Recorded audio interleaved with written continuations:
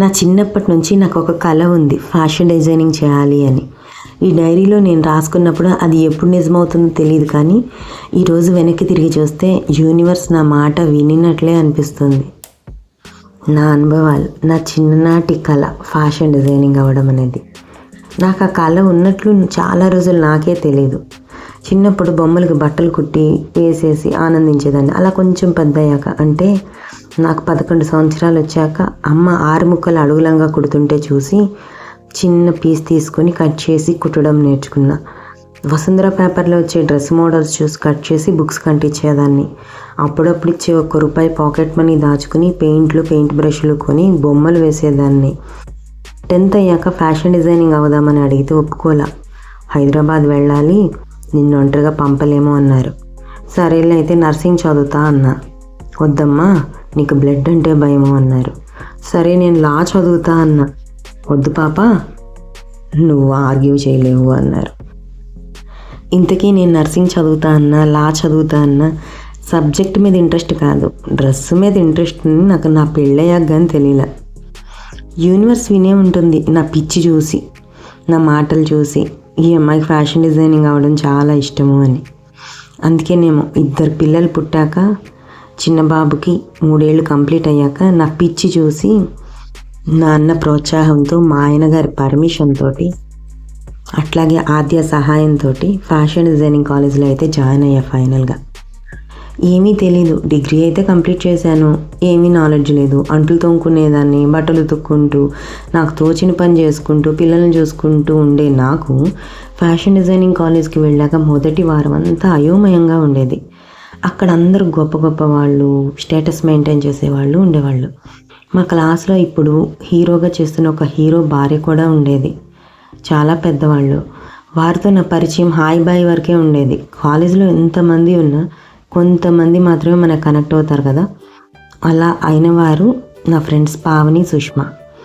Fashion designing కాలేజ్లో నాకు వచ్చిన సర్టిఫికేట్ నాకు ఎంత ఇంపార్టెంటో ఆ సర్టిఫికేట్ లాంటి వాళ్ళు నా ఫ్రెండ్స్.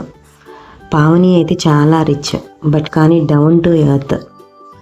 అలాగే సుష్మా చాలా మెచ్యూర్డ్గా ఉండేది. అలాగే చాలామంది ఇలా నాకు సపోర్ట్ చేశారు. ఆద్య సహాయంతో ఇంతవరకు వచ్చాను.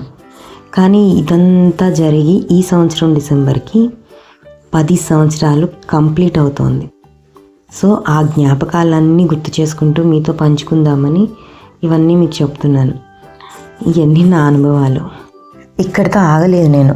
నాతో పాటు ఫ్యాషన్ డిజైనింగ్ చేసిన వారిలో ఒక 6గురితో కలిసి ఎన్ కన్వెన్షన్ సెంటర్లో ఒక ఫ్యాషన్ షో కూడా చేశాము. మాకు మెంటర్గా నీతా లిల్లా మ్యామ్ ఉండేవారు. ఆవిడికి మేము ఏం చేసినా నచ్చేది కాదు. ప్రతి దానికి అబ్జెక్ట్ చెప్పేవారు. మాకు చాలా కోపం వచ్చేది. నైట్ 11 అయినా సరే మళ్ళీ చేయించేవాళ్ళు. అందుకేనేమో పర్ఫెక్షన్ వచ్చింది. మా అమ్మ నా చిన్నప్పుడు లైన్ కుట్టు నేను సరిగ్గా వేయకపోతుంటే, లైన్ కుట్టు సరిగ్గా రాలేదు, సరిగ్గా కుట్టు అని చెప్పేది. ఏంటమ్మా లైన్ కుట్టు కూడా ఇంత పర్ఫెక్ట్ కుట్టాలా అనేదాన్ని. అయితే అమ్మ విలువ నీతా లిల్లా మ్యామ్ దగ్గరికి వెళ్ళాక కానీ అర్థం కాల. నీతా లిల్లా మ్యామ్ ఆధ్వర్యంలో మేము నేర్చుకున్నది నాకు చాలా ఉపయోగపడ్డాయి. ఇదేనేమో ప్రాక్టికల్ నాలెడ్జ్ అంటే. ఫ్యాషన్ షో జరిగినప్పుడు అప్పటి మా ఫొటోస్, అంటే మా డ్రెస్ ఫొటోస్ ఆంధ్రజ్యోతి న్యూస్ పేపర్లో పడితే చాలా సంతోషించాం. బట్ ఫ్యాషన్ షోలో మా థీమ్కి ఫైనల్గా వచ్చిన మార్క్స్ అయితే 50 మార్కులు మాత్రమే. కానీ మా డ్రెస్ గీతా గోవిందం మూవీ డెమో పర్పస్ వాళ్ళు వాడుకున్నారు.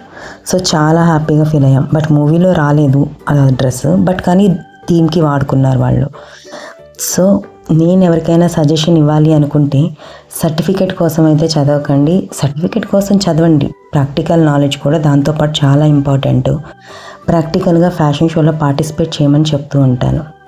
ఫ్యాషన్ షోలో పార్టిసిపేట్ చేయడం వలన ₹1 అయితే రాదు, మనకే ఖర్చు అవుతుంది. బట్ కానీ ట్రెండ్ తెలుస్తుంది, పర్ఫెక్షన్ వస్తుంది, గెలిస్తే ఫేమ్ కూడా వస్తుంది. ఇంకప్పుడు మనకి తిరిగి ఉండదు కదా. సో నా సజెషన్ అయితే ఇది. నేను నేర్చుకున్నది కొంతమందికి ఎంతో కొంత ఉపయోగపడుతుందని చెప్తున్నాను. ఏ ఒక్కరు పుట్టుకతోనే నడక నేర్చుకోలేరు. సంవత్సరం నిండాక అమ్మా నాన్న సహాయంతో నడవగా నడకొస్తుంది. ప్రతి పని అంతే, పట్టుదల, కసి, వాటితో పాటు సహకారం ఉంటేనే ఏదైనా చేయగలం. నచ్చితే కనుక లైక్ చేయండి, సబ్స్క్రైబ్ చేయండి.